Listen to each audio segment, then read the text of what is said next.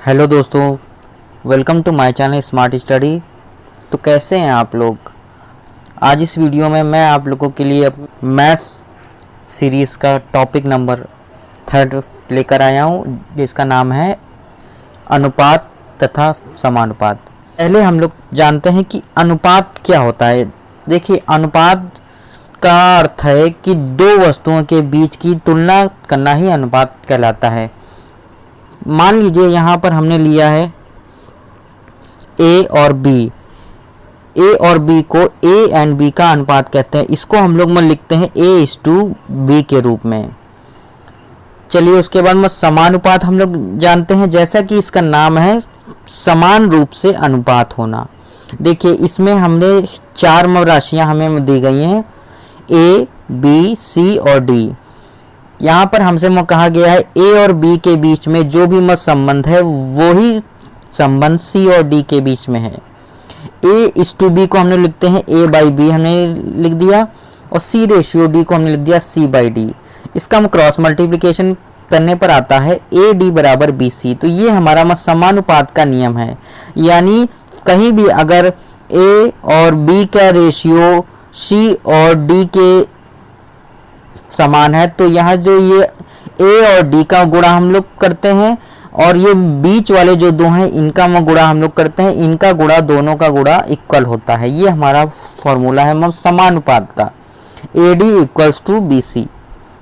चलिए, उसके बाद हमारा दिया गया है मध्यानुपात। इसका मतलब है कि जो हमारे जो बीच के टर्म है ये दोनों एक होंगे, तो इसे कहते हैं हम लोग मध्यानुपात। देखिए, जैसे कि समानुपात का नियम होता है कि अंतिम का गुणा करते हैं, बीच वाले दोनों का गुणा करते हैं। तो ये यहाँ से हमने निकाला आ गया B² = AD, यानी B = √AD। √AD हमारा मध्यानुपाती का फॉर्मूला है। यदि A/B = हो C/D, तो यहाँ पे हम लोग कंपोनेंडो एंड डिविडेंडो थ्योरम का यूज करके A+B और A-B इक्वल होगा C+D और C-D के। यानी जो हमारा जो हर है उसी को हम लोग एक बार जोड़ देंगे, एक बार में घटा देंगे। जो है यानी हर है उसे एक बार जोड़ देंगे, एक बार घटा देंगे, दोनों का रेशियो इक्वल होगा। ये एक फॉर्मूला है, इसका यूज हम लोग क्वेश्चंस में निश्चित क्वांटिटी है उसको रेशियो में डिवाइड करना है। यदि m को A/B/C में रेशियो में डिवाइड करना है, इसका एक तरीका है कि जो राशि होती है उसका गुणा हम लोग करते हैं, जो भी हमें वो रेशियो में निकालना होता है। मान लीजिए हमसे कहा जाए पहला भाग आपको निकालना है, तो m × A/ में तीनों रेशियो का जोड़। अगर हमसे कहा जाए हमें दूसरा भाग हमें निकालना है, तो यहाँ पे आएगा m × B/A+B, यानी तीनों रेशियो जो दिए गए उनका जोड़। और हमसे कहा जाए तीसरा भाग निकालना है, तो हम निकालेंगे m × C/A+B+C, यानी तीनों रेशियो का जोड़। इस तरीके से हम किसी भी क्वांटिटी को रेशियो में डिवाइड कर सकते हैं। यदि A/B = m/n है, = p/q है, देन क्या होगा हमारा A/m/p इक्वल्स होगा B/n/q। यानी जो न्यूमरेटर का जो रेशियो है वो डिनोमिनेटर के रेशियो के इक्वल होगा, अंश का रेशियो होगा हर के रेशियो के इक्वल। ये हमारे आइडेंटिटी हैं, इनका यूज हम लोग अब क्वेश्चंस को सॉल्व करने में करेंगे। चलिए, इसके एग्जाम्पल हम लोग देखते हैं। पहला हमारा एग्जाम्पल है, इफ A/B हमें दिया गया 3/4 और B/C यहाँ पे दिया गया 6/7, तो हमें A/B/C यहाँ पे ज्ञात करना है। यदि A/B 3/4 है, B/C 6/7 है, तो ABC को ज्ञात कीजिए। चलिए, हम लोग देखते हैं इस क्वेश्चन को हम लोग को कैसे हल करेंगे। देखिए, A/B यहाँ पे दिया गया है 3/4 और B/C दिया गया है 6/7। तो A/B 3/4 दिया गया है, B/C दिया गया 6/7। तो यहाँ पे हम लोग देख सकते हैं कि इन दोनों में कॉमन कौन सा टर्म आपको दिख रहा है, B। इन दोनों में जो कॉमन टर्म है वो है b, यानी हमें b को इक्वल करना है। अब b की जो वैल्यू इसमें कौन सी है 4 और b की वैल्यू इसमें कौन सी है 6। 4 और 6 का एलसीएम क्या होता है, 4 और 6 का एलसीएम क्या होता है 24। तो हमें यानी a/b में 4 आता है तो इसको हम लोग 6 से गुणा करेंगे तो हमारा जो अनुपात हो जाएगा वो आएगा 6 3 18, 6 चौक 24। तो a रेशियो भी हमारा आ गया 18:24। और जो हमारा b रेशियो c है इसमें 6 है तो 6 का गुणा हम लोग करेंगे 4 से, तो यहाँ पे 4 से गुणा करेंगे तो आ जाएगा 24:28। अब हम लोग यहाँ पे देख सकते हैं कि b की वैल्यू जो है वो सेम आ गई है 24 और 24। तो अब इस पूरी इन दोनों इक्वेशंस को मर्ज हम लोग करेंगे। a ratio b ratio c हम लोग लिख देंगे। a की वैल्यू क्या है 18, b की वैल्यू 24, c की वैल्यू 28। तो यहाँ से हमारा आ गया a रेशियो b रेशियो 18:24:28। अब जो इसको हम लोगों ने 2 से कट कर दी, तीन संख्याओं का योग हमें दिया गया है 98 और पहली और दूसरी के बीच का अनुपात है 2:3, दूसरी और तीसरी के बीच का अनुपात है 5:8। तब हमें दूसरी संख्या ज्ञात करनी है। चलिए देखते हैं हम लोग इस क्वेश्चन को कैसे सॉल्व करते हैं। मान लिया कि तीन संख्याएं जो हैं वो a, b और c हैं और a, b, c का जोड़ कितना दिया गया है हमसे 98 दिया गया है जोड़ हमें। अब पहली और दूसरी के बीच का अनुपात क्या है 2:3, दूसरी और तीसरी के बीच का अनुपात दिया गया है 5:8। हम यहाँ पे देख सकते हैं या इन दोनों इक्वेशन में कॉमन कौन सा है b, यानी b की वैल्यू हमें सेम करनी है। अब इसमें जो b की वैल्यू है वो 3 है और इसमें जो b की वैल्यू वो 5 है। 3 और 5 का एलसीएम कितना होता है 15। तो यानी हमें यहाँ पे पहली इक्वेशन को 5 से गुणा करेंगे, दूसरी इक्वेशन को 3 से गुणा करेंगे। पहली इक्वेशन को जब हमने 5 से गुणा किया तो आया b का रेशियो 10:15। दूसरी इक्वेशन को जो 3 से हमने मल्टीप्लाई किया तो आया 15:24। अब यहाँ से हम लोग देख सकते हैं कि b की वैल्यू यहाँ पे सेम हो गई है तो इन दोनों इक्वेशन को हम लोग मर्ज करके यहाँ पे हम लिख देंगे a/b/c आ गया 10:15:24 आ गया। अब लेकिन हमसे यहाँ पे पूछा जाए b की वैल्यू, यहाँ पे b का अनुपात क्या है 15 और तीनों का जोड़ कितना है 98। तो 98 गुणे 15 और नीचे हमने आप लोगों से बताया था कि रेशियो को जोड़ देते हैं तो टोटल रेशियो कितना आ गया 49। ये हो जाएगा 2 जा और ये आ गया हमारा 30। ये हमारी b की वैल्यू आ गई।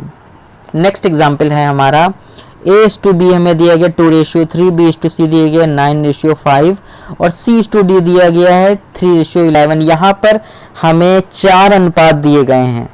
पहले में दो इक्वेशन को हम लोग लेते हैं, इनको और इसको हम लोग लेते हैं। इसमें कॉमन क्या है b की वैल्यू इसमें कितनी 3 और इसमें 9। तो इन दोनों का एलसीएम कितना होगा 9। इसका मतलब पहली इक्वेशन को हमें 3 से मल्टीप्लाई करना है। तो हमने क्या किया पहली इक्वेशन को 3 से मल्टीप्लाई कर दिया तो आ गया 6:9 और दूसरी इक्वेशन को हमने एज इट इज में रखा है तो आ गया 9:5। अब यहाँ हम लोग देख सकते हैं b की वैल्यू जो 9 है वो कॉमन हो गई है तो इन दोनों इक्वेशन को मर्ज करके हमने लिया आ गया a/b/c = 6:9:5। तो ये हमारा आ गया। तो हमने यहाँ पे तीसरी इक्वेशन ली c/d। अब इन दोनों के बीच में हम सेम प्रोसेस अप्लाई करेंगे जो हमने ऊपर अप्लाई किया है। अब इनमें हम देखेंगे कि c और c दोनों में कॉमन है और c की वैल्यू क्या है, एक में 5 है एक में 3 है। इन दोनों का एलसीएम कितना आता है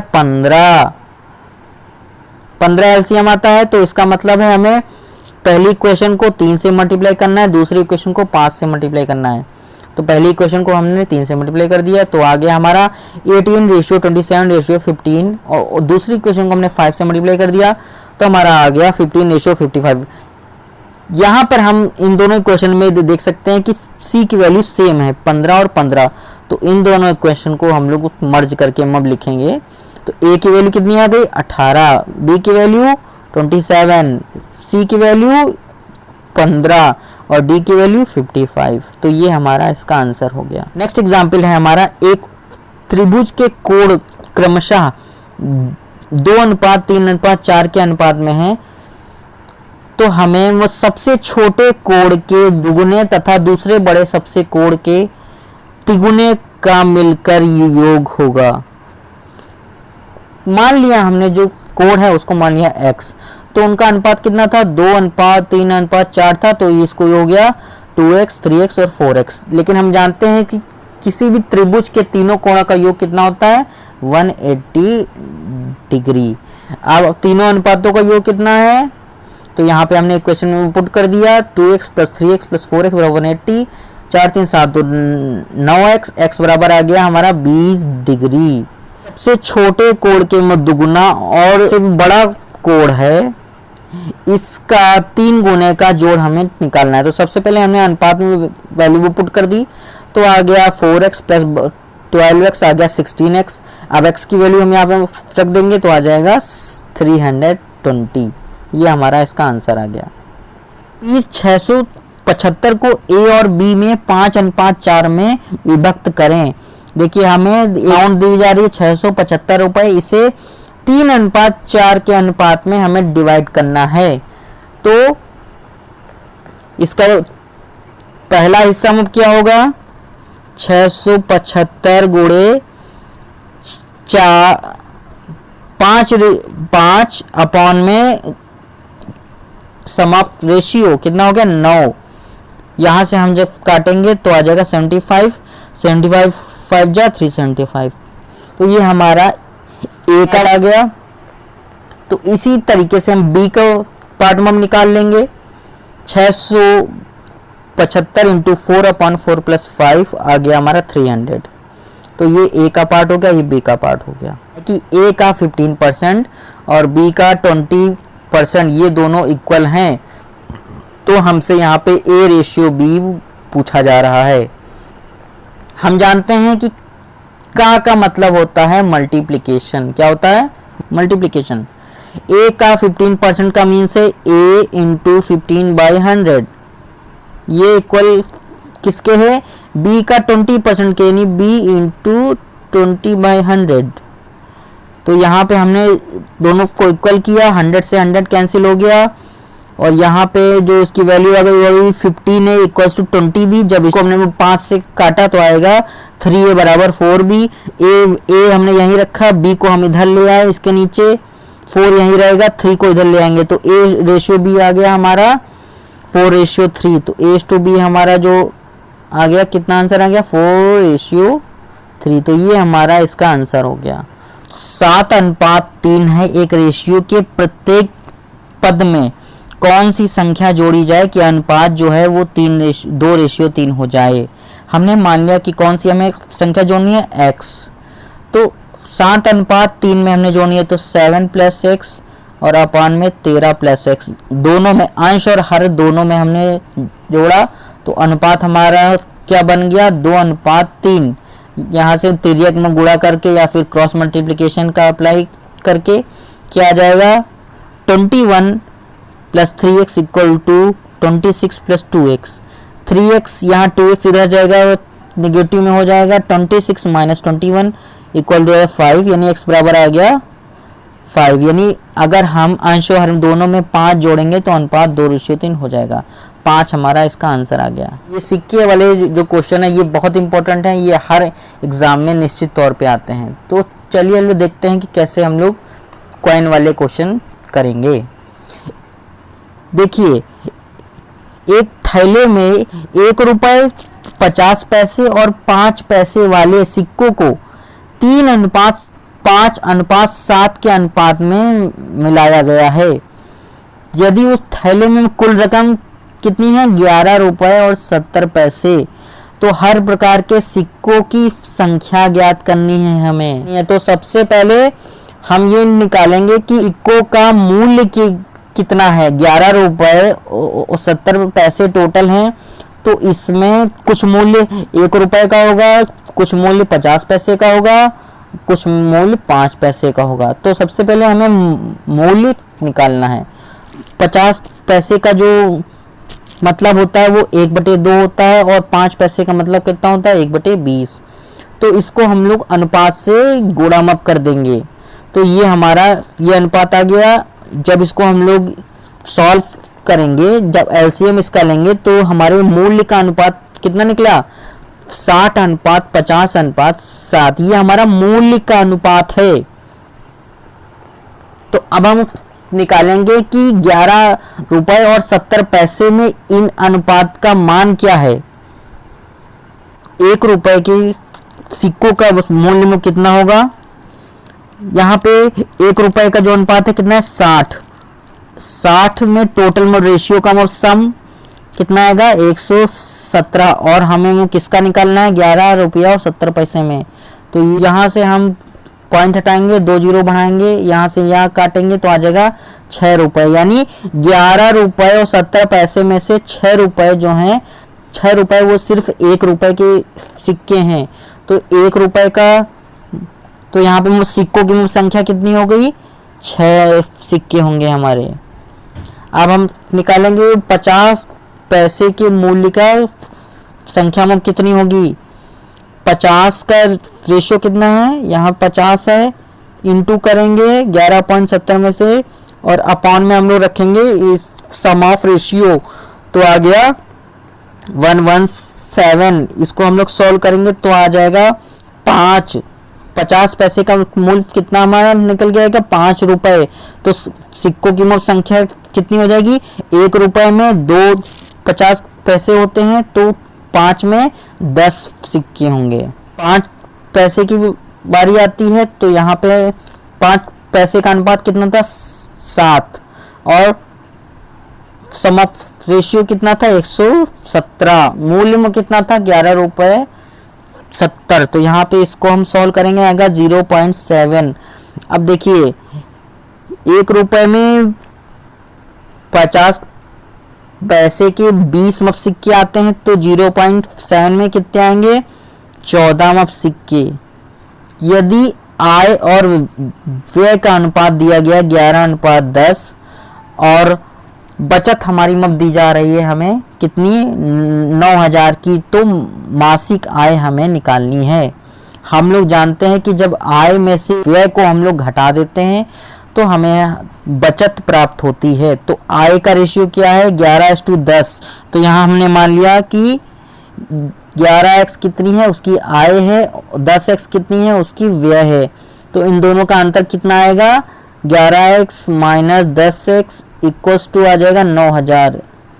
जब यहाँ से हम लोग सॉल्व करेंगे तो आएगा x इक्वल्स टू 9000।